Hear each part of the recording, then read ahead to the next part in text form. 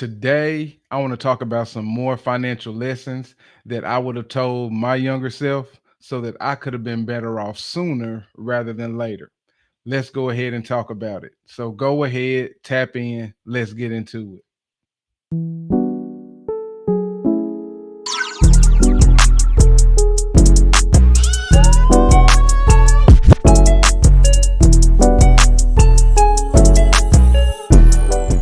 Financial lessons and financial literacy are a couple of things that are glaringly missing in our standard education. And so I wanted to create a few videos that talked about financial lessons that I would have went back and told my younger self so that I could have been better off a whole lot sooner rather than later. So prepare yourself for the things we're going to talk about today because you can start implementing these things today so that your future, your financial future, can be a whole lot brighter. So let me go ahead and hop into the first lesson that we want to talk about today. The first lesson that I want to talk to you about today is avoid stupid debt, or in other words, bad debt. Listen, y'all, don't let the debt bug get you. If you can't afford it, do not buy it. It is completely unnecessary to try to compare yourself and do things like other people and use debt to do it. And this is why. Because debt will dig a hole for you, put you in that hole, and make it extremely tough for you to get back out. Don't allow the debt bug to get you.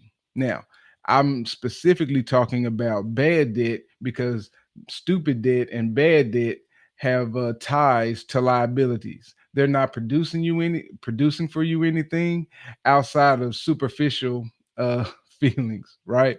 And so what I always encourage people to do that if you get into if you're getting into debt, you might as well get into good debt that is going to help you accumulate assets. And I wish I would have learned this a long time ago and I would have told my younger self that it's okay for you to get bad debt. I mean, excuse me, it's okay for you to get good debt as long as it's getting income producing assets for you, i.e., real estate, i.e., businesses, things like that. And so I would have went back and told myself to avoid stupid debt. Don't just rack up credit card debt on things that are absolutely unnecessary, vacations, clothes, anything like that. If you're going to get into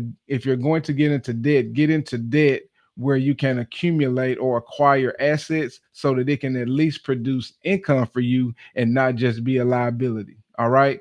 So the number one lesson that I would have told my younger self is avoid stupid debt, or in other words, avoid bad debt. What you think about bad debt, or what you think about avoiding stupid debt? Has stupid debt gotten a hold of you and made it tough for you to get out? I'd like to know your thoughts down in the comment section. Let's talk about avoiding bad debt so that we can make better financial decisions so that we can be better off in the future. Would you have told your younger self that? I know I surely would have. Let's talk about it some more down in the comment section. And while you're doing that, go ahead and do me a favor. Why don't you go ahead and hit that like button? Go ahead and start sharing. Go ahead and subscribe or follow. And if you don't mind, go ahead and hit that notification bell so that you can be alerted every single time we drop a new video. We appreciate it in advance. Now, let me give you another lesson that I would have told my younger self. The second financial lesson that I will go back and tell my younger self is that you can't work your way to being wealthy. Listen, y'all, listen to me and listen to me good. I'm a firm believer in sowing and reaping. And a lot of times we can get caught up with thinking that working all of our lives will get us to financial stability. But the truth of the matter is that we have to allow money to work for us in order to become financially stable. And because I'm a firm believer of sowing and reaping, I also understand that if all I ever do is work, all I will ever have in return for that is time because I'm sowing my time at work ultimately to get more time. But if I learn how to invest, if I learn how to sow, if I learn how to properly place my money, I can become financially stable because the principle of sowing and reaping means whatever I sow, I'm going to reap.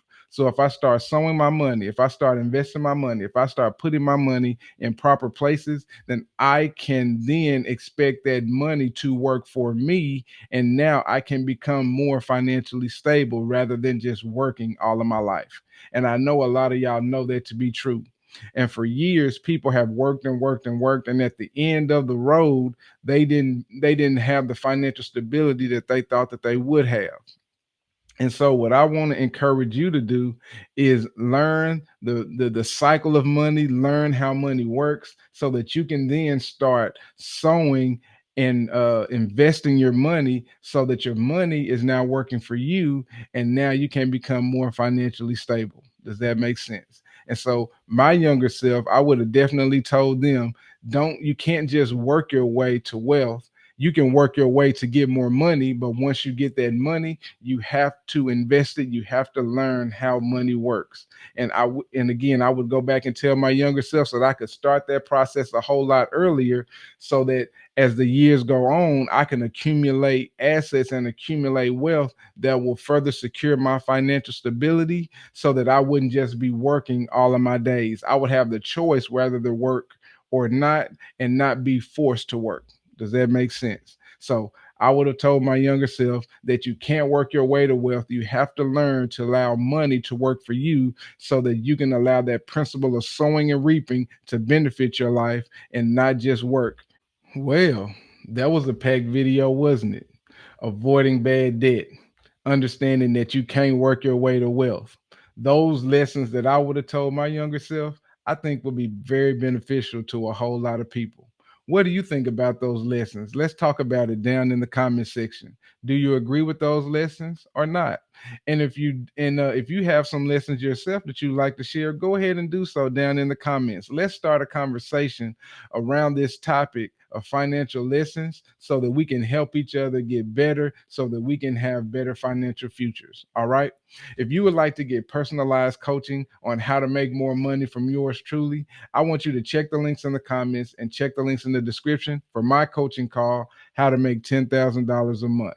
All right. I will help give you practical steps on what you as an individual can do to help increase your income so that you can be a lot better off. All right.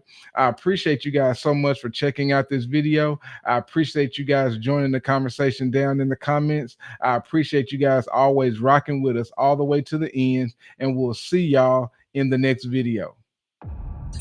Make sure you like, make sure you subscribe, and hit that notification bell for more content. Peace.